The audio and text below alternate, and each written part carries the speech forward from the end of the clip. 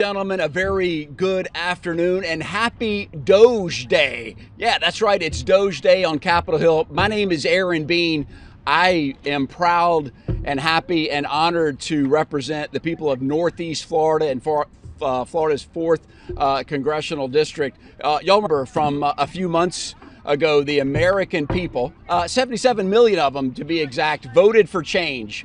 They recognize we're on an unsustainable path. Our government is too expensive, and we're in danger. Y'all know this. We're in danger. Not only do we have $36 trillion in debt, we add $1 trillion in debt every 100 days. And let me tell you what that means. That means all of the promises that we have made as government to our veterans, we'll always take care of you. To our seniors, we'll always be there with Social Security. To our seniors again with Medicare.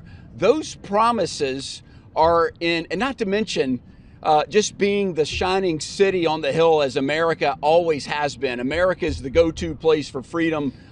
We look to be the shining example of freedom in the world. All that is in danger because we are overspending and we are spending ourselves into oblivion. So when the American people said, make a change, let's join with Donald Trump, who said, by the way, I'm bringing Elon with me and we will make change to government.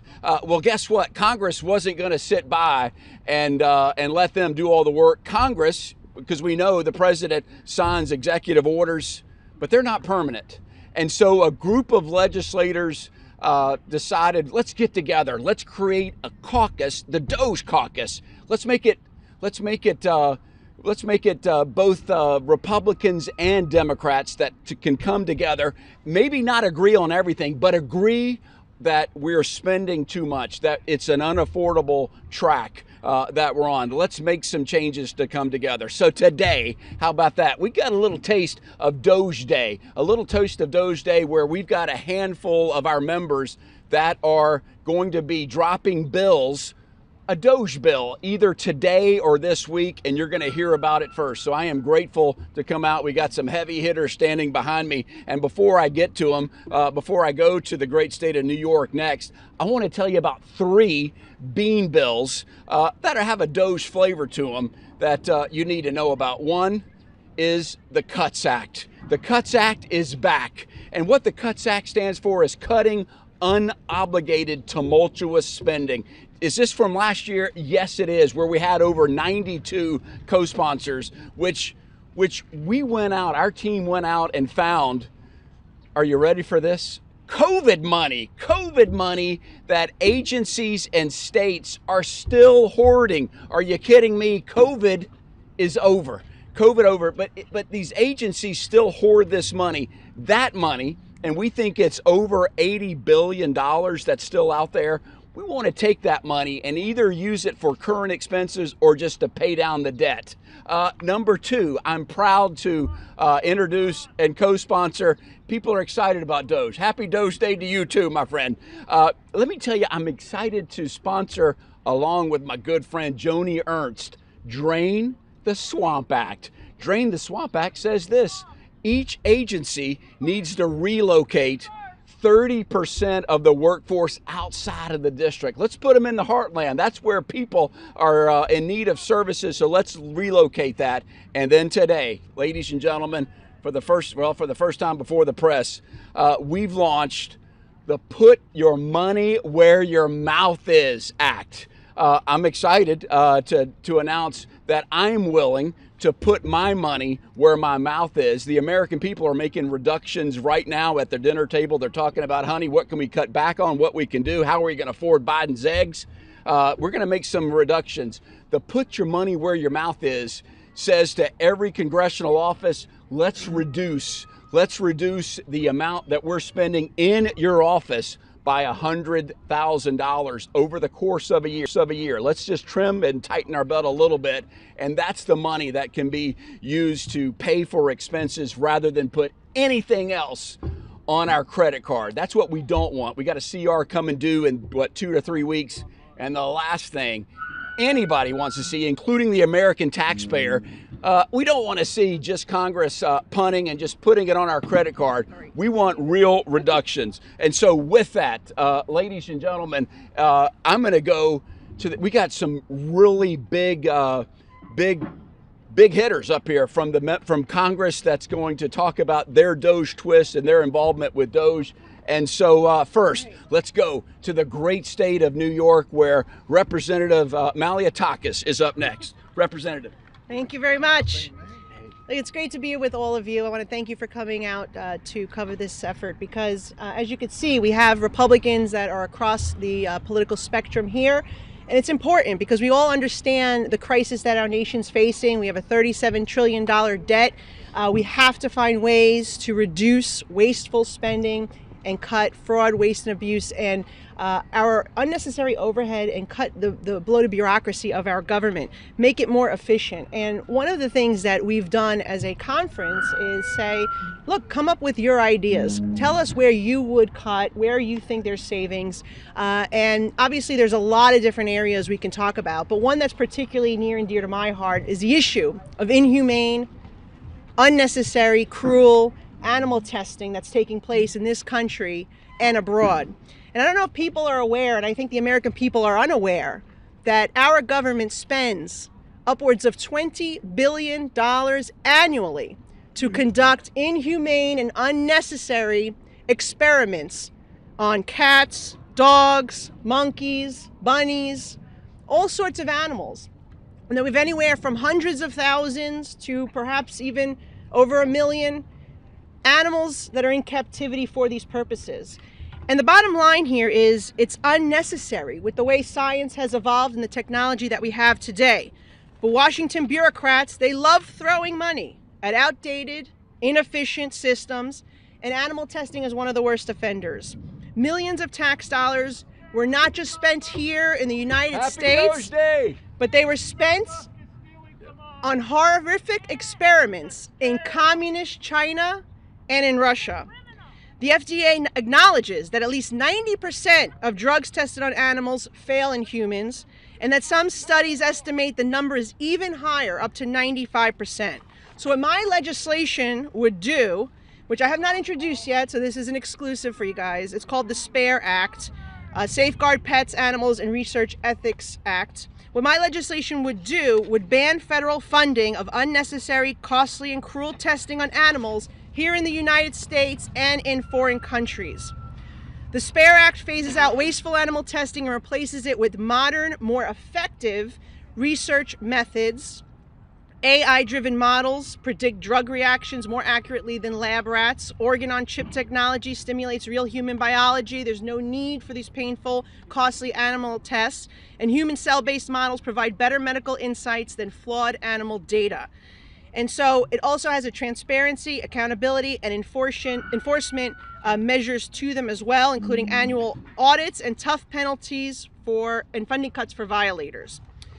So this bill, I hope, is something that Republicans and Democrats, people who love animals, people who love science, would support, because it is based on science, it is based on innovation, it is based on being humane, and also protects the taxpayer pockets. So thank you very much for letting me talk about my bill, and I will pass it on to you. Back to Bean. Nicole, sign me up. Sign me up. It is disgusting what, I'll call him out by name, Dr. Fauci did to beagles. It's beyond words. Let's end it. Let's end that. Next up, how about that? We're going to the great state of Virginia, which will give you a hint of where we're going. But I want to brag on him because his work with the Republican Study Committee, he was very involved in the last couple of years to come up with a budget that puts us on a path to being balanced over 10 years. And that is, it's genius economically, knowing that we not only have to make reductions in spending, but we also have to grow our economy. Those two together can put us back on the prosperity train. So with that, to the great state of Virginia we go, where Representative Ben Klein is up next. Go get him, Big Ben. All right, thank you, Mr. Chairman. You got it, my friend. Thank you, Mr. Chairman. I want to thank you for all the work that you're doing as chair of the DOGE Caucus, working alongside colleagues from, as was said, across the ideological spectrum to make sure that we save taxpayers money, that we make government work for the people and not the other way around. And to that end, we're working to make sure that your tax dollars are spent wisely. For too long, Washington has treated taxpayer dollars like monopoly money, spending without accountability, racking up over $35 trillion in debt, fueling waste, fraud, and abuse at the expense of hardworking Americans. It's time to restore sanity to our budget and put a stop to reckless government handouts and get our nation's spending back on track. So we need to start by recognizing every single dollar spent by the federal government is a dollar taken from the American people. This isn't Washington's money, it's not the bureaucracy's money, it's your money, the taxpayers' money. It should be spent wisely. So that's why I've reintroduced the No Welfare for the Wealthy Act. It's a common sense bill that will close a loophole that allows millionaires to qualify for food stamps. It makes no sense that because of broad-based categorical eligibility, better known as BBCE, states are ignoring federal income and asset limits when they hand out benefits. So they're handing out benefits to individuals who own vacation homes, boats, RVs, all on the taxpayer's dime. This is exactly the kind of waste that DOGE was created to target, and exactly what this caucus is all about fighting. You know, this is not about denying help to those who need it. It's about stopping the abuse of hard-earned taxpayer dollars and restoring integrity to a system that has been failing the American people for far too long. Under BBCE, more than 5 million able-bodied individuals who shouldn't qualify for food stamps are receiving them, and yes, including millionaires. Meanwhile, American families who actually need help are left struggling under a system that prioritizes bureaucratic expansion over accountability. The No Welfare for the Wealthy Act puts an end to this nonsense by ensuring states can no longer bypass federal limits and abuse this broken system. And let's talk about the price tag. Taxpayers are footing a nearly $100 billion bill every year to fund food stamps. Fixing this loophole will save more than $11 billion annually. That's real money, and it should be going to those who actually need assistance, not those who are gaming the system. We have a president in the White House who's willing to stand up to waste, fraud, and abuse in government and demand accountability.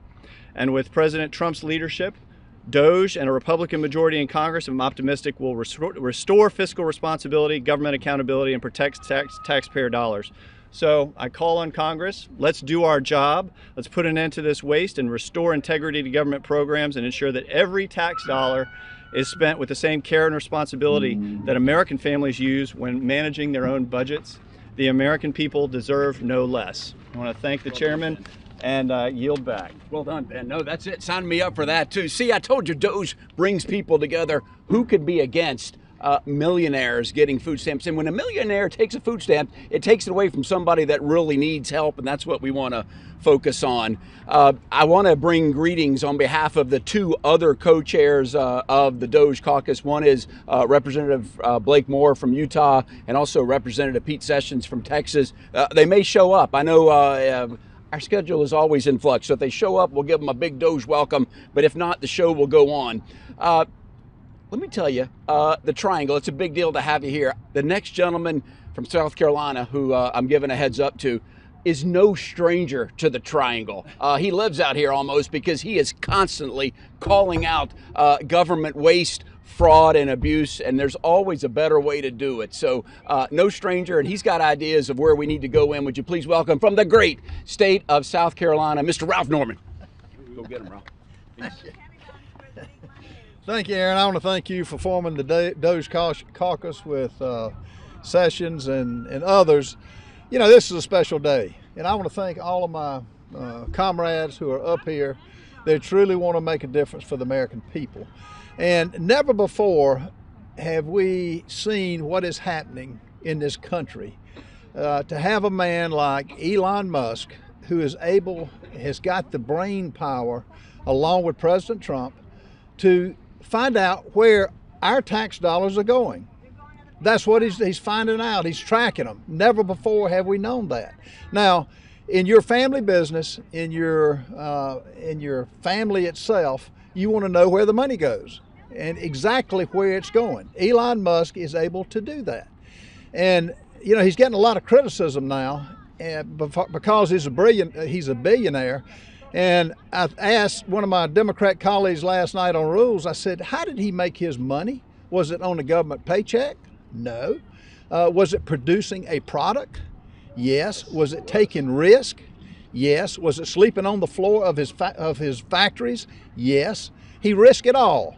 He's an example of the American spirit, entrepreneurship, capitalism. That's what made this country great, not government. And the fact that he issued a tweet for any federal employee to name 5 things to justify their job.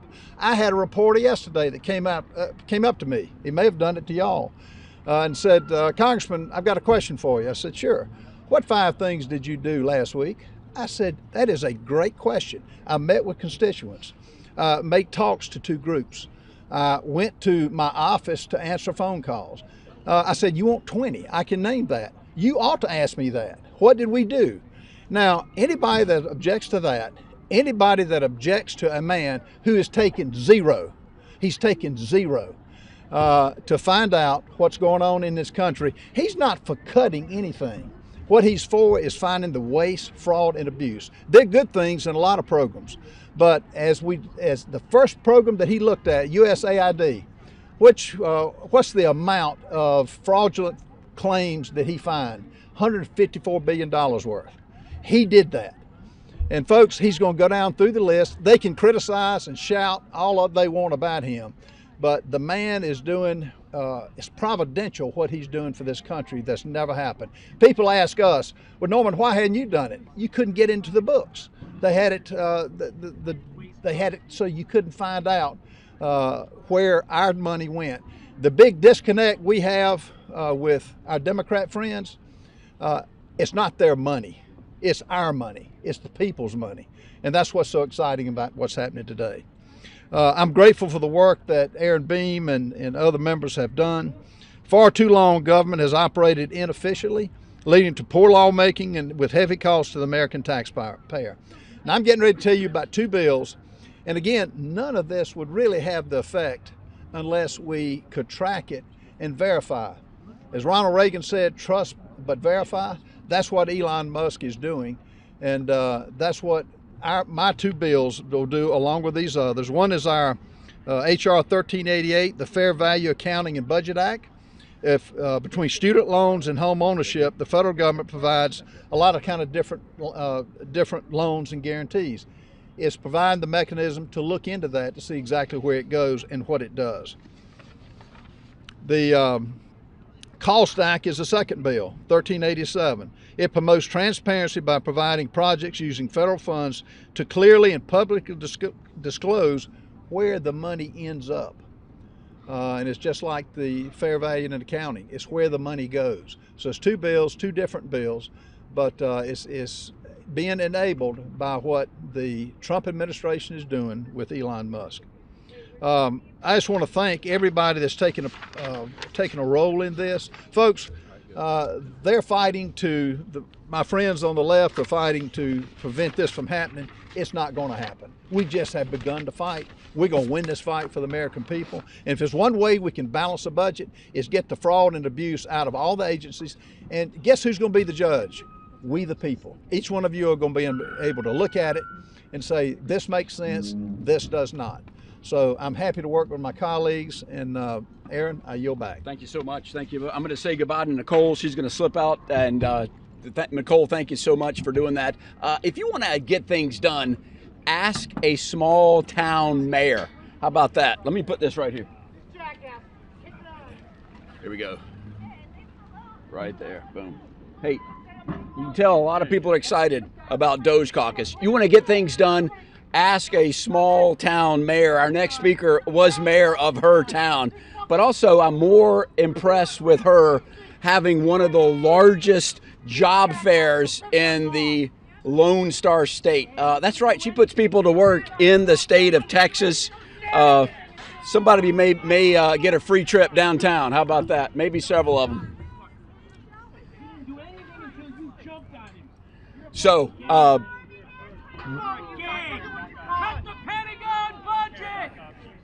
Go ahead. You know, so here we go. I told you, small town. She's a dynamo. She currently chairs the budget committee of the Republican Study Committee and is doing an awesome job. My friend from the great state of Texas, please welcome Representative Beth Van Dine. Hooray. Go, Beth. Thank you. Small town.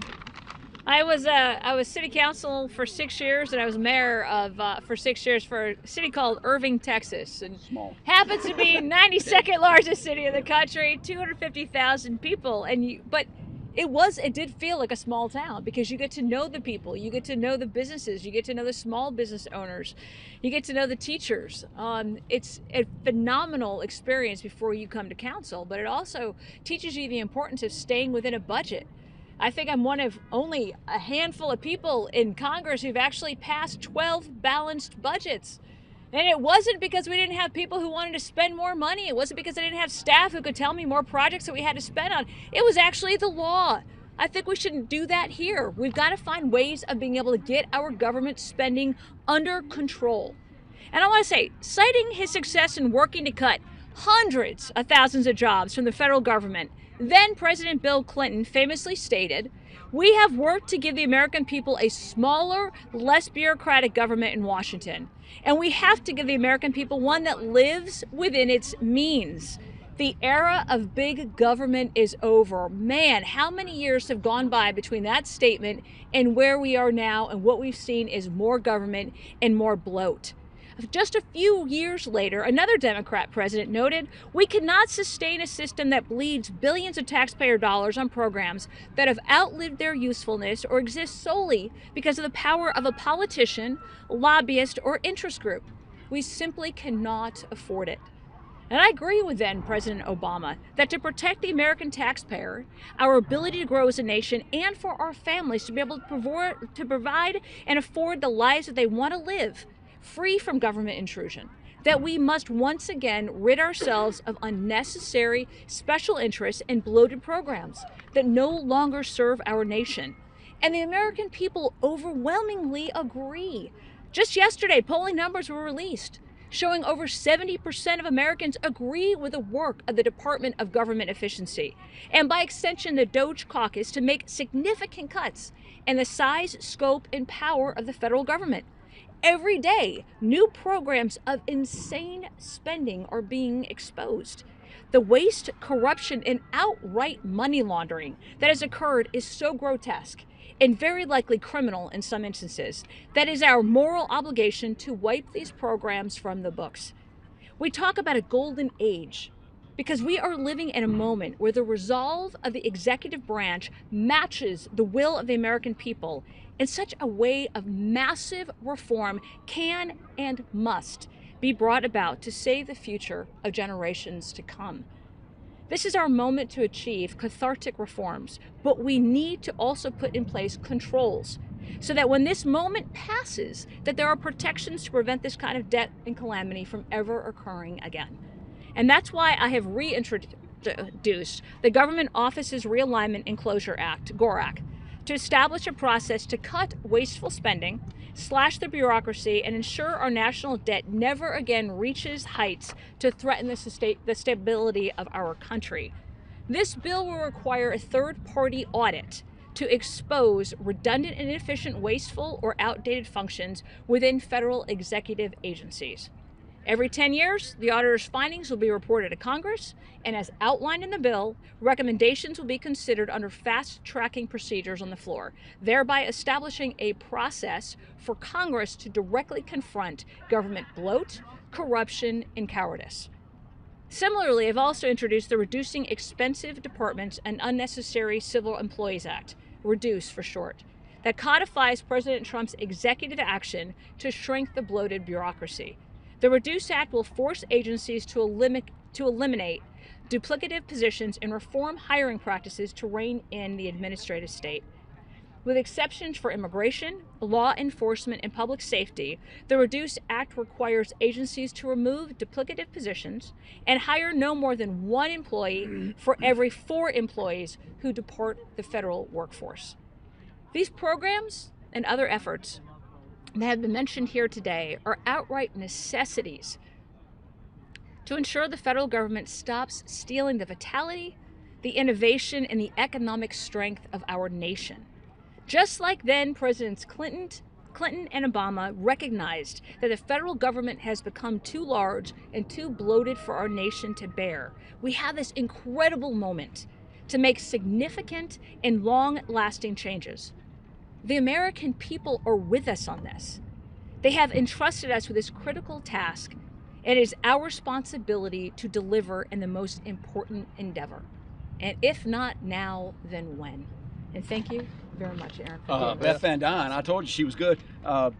Ladies and gentlemen, this is the DOGE Legislative Caucus, and in just a moment, we're going to take your questions as we go forward. But first, I told you there's a chance he might come. He is here, and it's my pleasure to introduce one of the partners of leadership, the co-chair of the DOGE Caucus, who has been a great partner, who has been here a long time, the experience, the brain power of how his mind works, of did you consider this, did you consider that, has been put to use today as we are bringing people together to file bills on DOGE Day that does shrink the federal government, that makes government more efficient. Ladies and gentlemen, the co-chair of the Legislative DOGE Caucus from the great state of Texas, Representative Pete Sessions.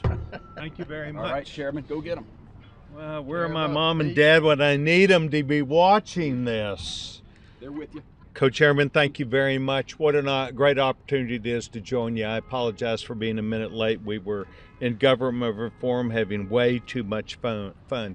Today, what I'd like to do is to highlight a bill which I have dropped with Senator Joni Ernst, who is the Senate side leader, of making sure that we correspond not just on a bipartisan basis, but also on a basis between the House and the Senate, that we talk about the ideas, float them together, and then come up with answers. Today, I announced that I'm introducing the Red Tape Act, and essentially what the Red Tape Act does is to make sure that as rules are written within the administration, too many times there are non-monetary issues which show up in the costs of the bill, and they're there for reasons of bringing in political or perhaps social reasons of costs rather than economic costs. The economic costs are the ones that we would measure is the true cost of the bill, not those outside factors that would be brought in that too many times government talks about in order to process what they would like.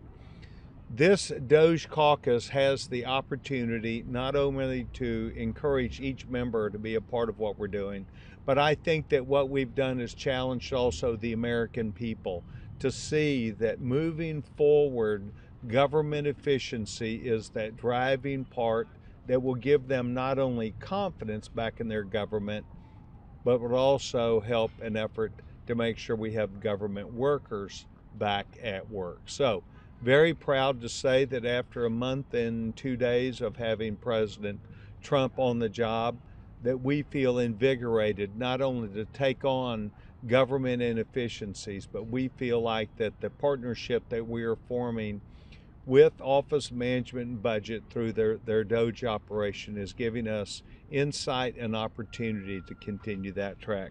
Chairman, I want to thank you very much for this opportunity. Look forward to a continued discussion, not only with the American people and our colleagues, but perhaps more importantly, the entertaining questions that those of you in the press may have.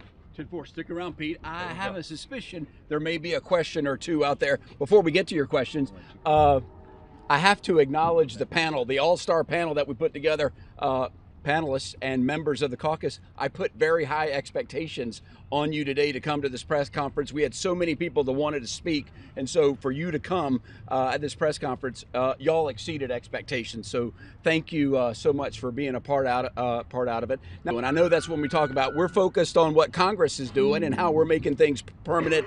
We have dozens of other bills that are going to be dropping.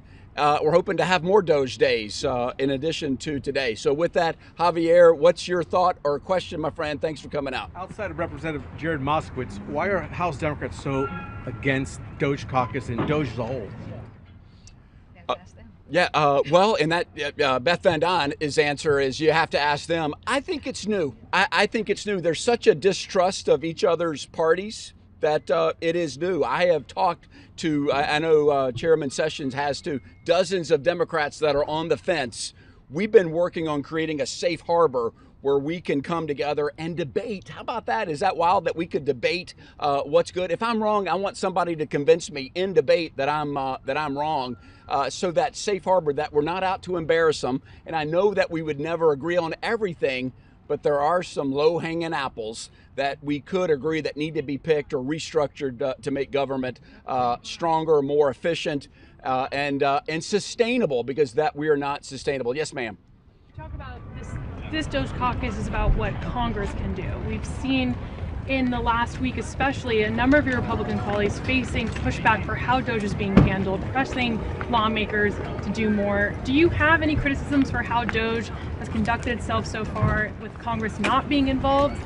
And what steps are you going to take to have a more seat at the table? I'm going to answer, and then I'm going to throw it the open mic to anybody else. Something tells me Ralph Norman's ready to jump in right here. So let me tell you the uncomfortability of some members of Congress and the American people. First of all, 77 million voted for change. But I think the uncomfort factor, not everybody, but it's just the speed of which President Trump and Elon Musk are going. They've got the pedal to the metal. Somebody described them as President Trump is doing a no-huddle offense. You know, he goes to the line of scrimmage, runs a play, and then runs another play and keeps it going. So a lot of members of Congress haven't seen this speed of which government, but I can tell you, it has to be done. It has to be done. We have to downsize our federal government. We have to examine everything of how we spend, because folks, it's unsustainable. And I know you hear that all the time, but it truly is. In the briefings we've got just a few more years if we don't make any change, and then bad things happen. So let's right-size government. Let's finally get things under control where we can go. Ralph Norman, do you have a thought, or anybody else wants to jump in on that? Beth Van Don, you do too, everybody. Yeah, I would just say Congress is involved. President Trump is the one that authorized this. President Trump is the one that he hasn't even been in office for 100 days yet. He's issued over 70 executive orders. What he's doing is authorizing Elon Musk to go in and just find where the checks are. Now, has Elon passed any laws? No, he's not a politician. He's uncovering it. And let the American people decide. Donald Trump has the highest approval rating because of the DOGE Commission. People finally are taking their country back. And every agency that gets your tax money, why wouldn't you want to know where it is? Why are Democrats mad and attacking Elon Musk? Like Aaron said, ask them, but I guess they don't want to see what's been found. But look what in Medicaid, GAO has found. $254 billion. GAO, what Elon will do as he goes agency for agency, he is just saying, here it is, American people. You look at it, you decide if this is what you want to do. On USAID, we got a dose of things that I don't think the American people agree with. Musk is doing more than just showing things. He's making hiring and firing decisions. I mean, are you comfortable with that? He's not. Yeah, let me just say this. He's saying, like on the recommendation to name 5 things you've done, has he sent marshals out to bang that out of people? No, he suggested that. It can go a lot further than this, but he's opening the door. Beth. Yeah, I am having a hard time understanding why people are upset that Elon Musk is not elected. All the bureaucrats in government are unelected. They're the ones who are writing the regulations. Elon Musk is merely an advisor to the president. He has given some advice to the president saying, these are the things that we are finding, that we are uncovering at breakneck speed. That's it. And presidents throughout history have had advisors. I don't think that that's a problem. I think what the problem is that the American people and then federal workers have gotten so complacent with the government not doing anything. The fact that you actually have somebody who ran for election saying this is what we're going to do, getting in office and actually doing it is such a shock to many. Right. And we've got federal employees who are being asked to say, what did you do last week? I'll tell you, Norm, I'm sure all of us have this. If anybody asks me what I did last week, I have, since I got elected, I have been passing out, emailing a newsletter. Go to my website. You can find out exactly what I do on a day-to-day basis. It is not beneath me to do that. I'm accountable. I'm accountable to my constituents. I'm accountable to American people because we are getting taxpayer dollars to do this role. We have a job to do, and we should not be ashamed of telling people what we are doing. It should not be a shock to the system. But to think that we've got advisors to the president, and make no mistake, this was President Trump's initiative. This is what he promised that he was going to do all during his campaign, all during the election, and now he made the promise and he is actually doing what he said he was going to do. And to think that this was like a split second, oh, they're doing it so fast. I will keep in mind, this is a president who has already served 4 years in office, had 4 years to look at what all the various abuses were in our federal bureaucracy and to define. He then had another 4 years to put together an experienced team that was ready to execute on those promises. And that is exactly what you're seeing. But should Congress not be playing more of a role when it comes to agencies and which stay open, which receive funding? I think what you're seeing right now is you just saw a multitude of bills that Congress is actually initiating. Because unlike the last administration under Biden, where you saw hundreds and hundreds and hundreds of executive orders that came through not working with Congress, you are seeing a president who is very much in touch with us, who has a communication staff who every day is sending us emails letting us know what they're doing and is asking us to partner. You've got a president who is a Republican who's got the House and the Senate, and he is working with us. Let's go to the lady in green right here. Some of the more specific criticisms of DOGE has been the firing and then rehiring of several hundred workers, particularly nuclear experts, bird flu experts. In addition, there was a tweet sent out that had potentially sensitive tax information that shouldn't have been sent out. What are the guardrails, checks, balances that Congress plans to put on to ensure that doesn't happen again? Well, look, this is a work in progress. He is just identifying it now. It's less than 100 days he's been in office.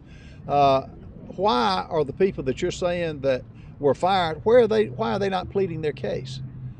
They ought to be pleading the case and actually making the argument of why they deserve the average of $106,000 per employee, which is what the average is for the 3 million employees. Ought to be making the case for that. Now, as far as, is sensitive information being divulged, the total, from what my understanding is, the total dollars, where it went, what agency got it, and is going to be on full display. And I'm kind of like Beth.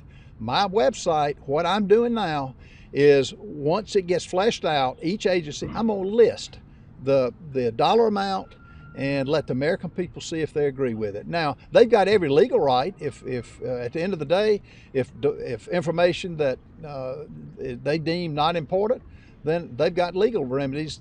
It's up to them. But I've heard yet one official that's headed an agency come out and say, I'm quitting, I'm not quitting, I'm going to plead my case. That's their right as an American citizen. But to get in a check, you got to remember the check is coming from our tax coffers. It's not their money, and that's the biggest disconnect that I can tell you. So are you saying that it should be up to the employees to work harder to keep their jobs as opposed to the government ensuring that nuclear experts and bird flu experts aren't fired? The employees are going to have to justify what they do, and they're going to have to justify why they get a paycheck and define their duties.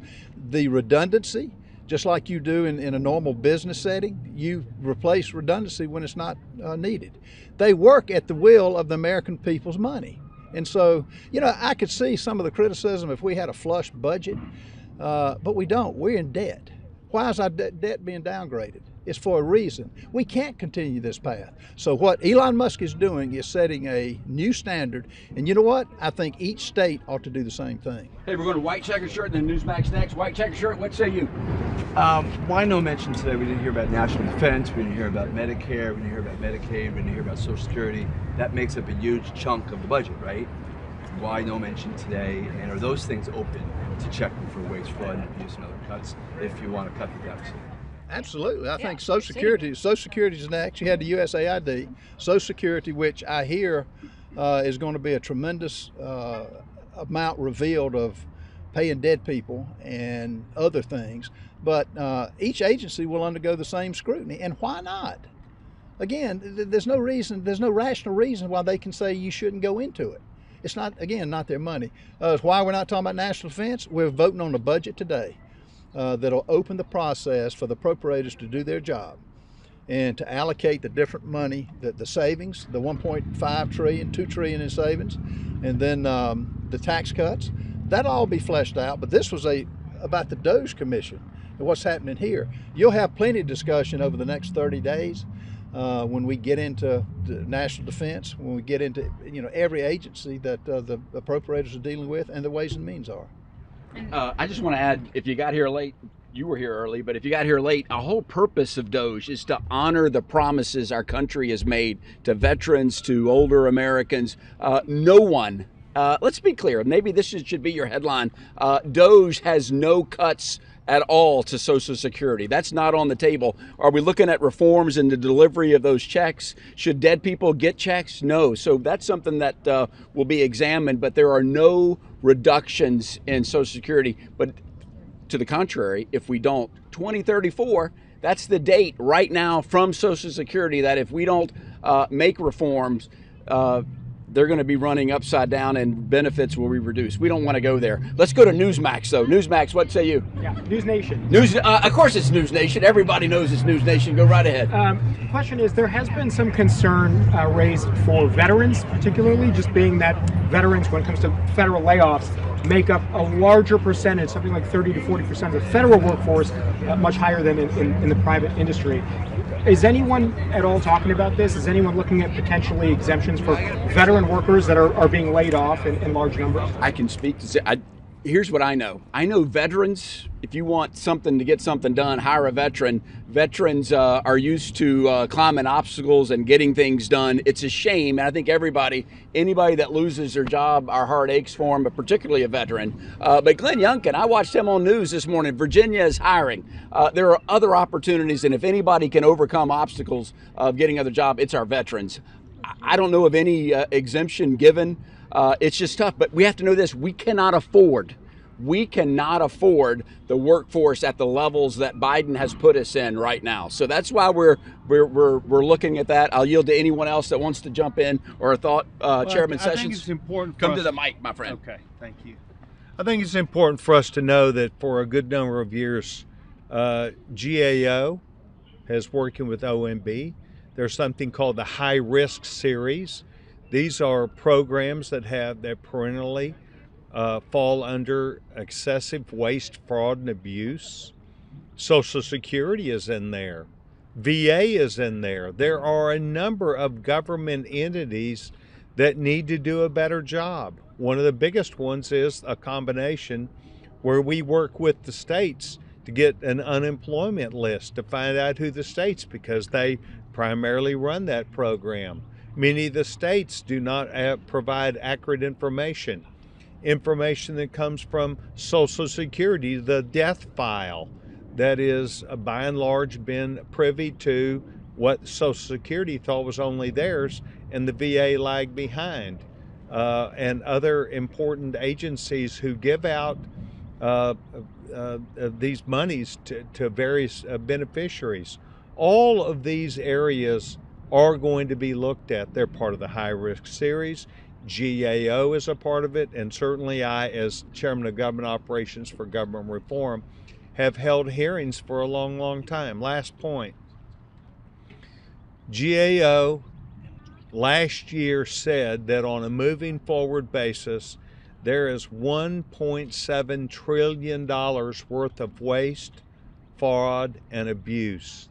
And I asked them at the end of the hearing, after they talked about all the great things that they had done to help stop this waste, fraud, and abuse, I said, what will it look like 2 years from now? And every single person there said, it will increase.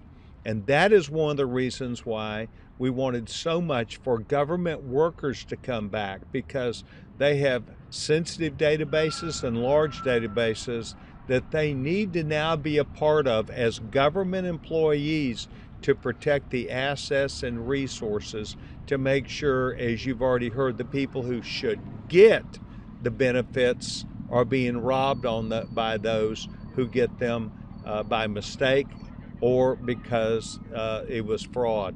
These are the kinds of things that we will work on here in Congress. We will continue to work with the federal government, and we will continue to make sure that we are looking at that number and reducing it. Thank you. A third of the digital, service resigned over concerns about access to sensitive information. What guarantees can you give to the American people that their sensitive information won't be accessed? Well, by someone who's not elected or otherwise appointed. Yeah. Well, let me say this: the IRS failed that test and has failed it for many, many, many years. We need to make sure that we give the tools and the correct tools in technology. And I talked to government technologists just 2 days ago in a Zoom call where we talked about their needs to make sure that they are brought in and that technology that is efficient and that works properly is a part of the future so that they did not get cut. It is a matter of still employees coming, having the integrity that's with them, and then the federal government deciding that they will live up to prosecuting people who give this information out. And that is where this government has lacked in the past. Very good. Speaking of honoring promises, I made a promise to our panel that they could leave at 3 o'clock. So let me thank them for being a part here. I want to thank the Capitol Press Corps for you being a part of it. How about the Capitol Police? They did their job today. We want to thank them. And we also want to thank, how about this, Code Pink for coming and supporting DOGE. I do want to fix their sign. We want to cut waste, fraud, and abuse at the Pentagon. And we put that on the sign. And how about that, DOGE and Code Pink? We make that change on the sign, we'll do it. So yeah, she's happy too. So happy DOGE Day. Hope to see you next month. And with that, we are adjourned. Have a great day, everybody. Let's go get them.